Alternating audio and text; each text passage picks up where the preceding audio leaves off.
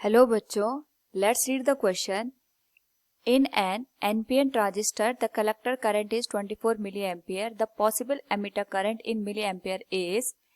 Here, four options are given: A 36, B 20, C 16, and D 6. Now, first of all, we will discuss here the key concept, which is current in transistor.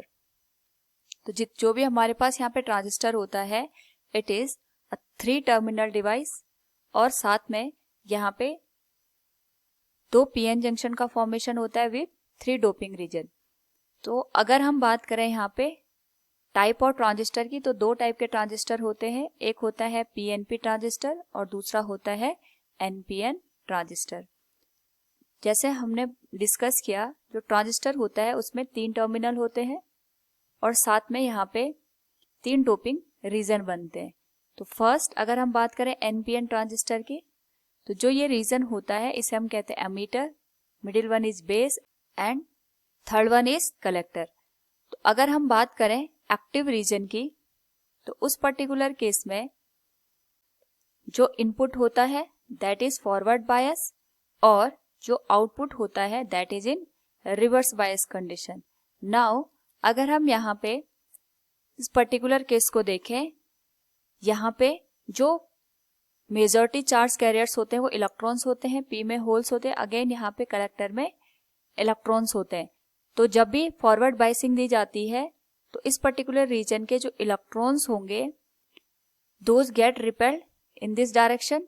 फिर वो यहाँ पे जो holes होंगे उनके साथ यहाँ पे रिकम्बाइन होंगे, और क्योंकि जो बेस रीजन होता है ये बहुत थिन रखा जाता है, इसलिए जो most of the charge carriers होते हैं वो कलेक्टर में यहाँ पे चले जाते हैं. क्योंकि यहाँ पे रिवर्स बाइसिंग होती है, उस पर्टिकुलर केस में जो इलेक्ट्रॉन्स होते हैं वो इस डायरेक्शन में मूव कर जाते हैं. तो अगर हम यहाँ पे ध्यान से देखें तो जो अमीटर का रीजन होता है दैट इज हाईली डोप्ड, क्योंकि यहीं से हमारे जो चार्ज कैरियर्स हैं वो मूव करते हैं. और जो कलेक्टर रीजन होता है वो मॉडरेट, यहाँ पे उसको हम डोपिंग देते हैं. तो अगर हम बात करें यहाँ पे टोटल करंट की, कि इस पर्टिकुलर केस में जो टोटल करंट हमें मिलती है that is the sum of base current and collector current, और इन दोनों का जो सम होता है that is equal to the emitter current. तो यहाँ पे जो बेस रीजन होता है ये थिन होता है, और थिन होने की वजह से जो रिकॉम्बिनेशन की प्रोसेस होती है वो थोड़ा यहाँ पे कम होती है. Due to this recombination process जो most of the charge carriers होते हैं वो कलेक्टर में चले जाते हैं.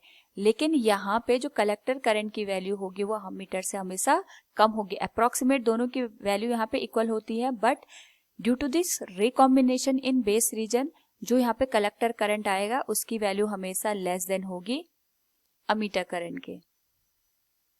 तो हमें यहाँ पे जो आईसी की वैल्यू गिवन है दैट इज 24 मिली एम्पियर, यानी जो हमें यहाँ पे अमीटर करंट की वैल्यू गिवन है that should be greater than the 24 milli ampere. तो अगर हम ऑप्शन से देखें तो 24 से ग्रेटर हमारे पास एक ही वैल्यू है that is 36. So option A will be the correct answer. Hope all you understood it. Thank you and best of luck.